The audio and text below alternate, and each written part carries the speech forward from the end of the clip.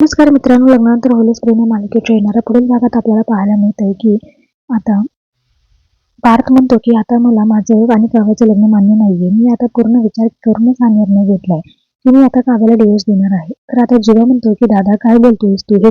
तर इकडे पार्थचा हा डिवोर्स देण्याचा निर्णय ऐकून आता काव्याला मात्र खूप मोठा धक्का बसतो. तिला आता यावर पार्थला काय बोलावं ते सुचत नसतं. तिच्या मनाची खूपच घालमेल सुरू झालेली असते. तरीही त्यातून ती स्वतःला सावरत रडू आवरत पार्थला म्हणते की हो पार्थ, काय बोलताय तुम्ही? तुम्ही मला घटस्फोट दिल्यावर मी तुमच्याशिवाय कशी राहू शकेल? पार्थ, मान्य आहे मला की माझी चूक झाली आहे खूप मोठी, पण प्लीज आता मला तुमच्याकडून एक संधी हवी आहे. हो पार्थ, तुम्ही जसं समजताय तसं माझं आणि जीवाचं असं कोणतंही वाईट पाप घडलेलं नाहीये. हो पार्थ, आम्ही खरंच कोणतीही लिमिट क्रॉस केली नाहीये. यासाठी मी माझी पवित्रता सिद्ध करून द्यायला तयार आहे.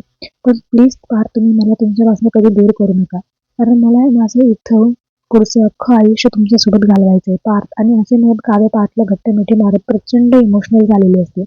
तेव्हा काव्याची अशी अवस्था पाहून पार्थच्या मनाला सुद्धा पाझर फुटतो. त्यानंतर पार्थ काव्याच्या डोक्यावरून प्रेमाने हात फिरवतो आणि त्याला शांत करतो. त्यामुळे आता काव्याने पार्थची अशी सहानुभूती मिळवत आज पार्थ पुन्हा एकदा काव्याचं झालेला आहे सगळा भूतकाळ तो विसरलेला आहे. आता बघूया पुढे काय होतंय.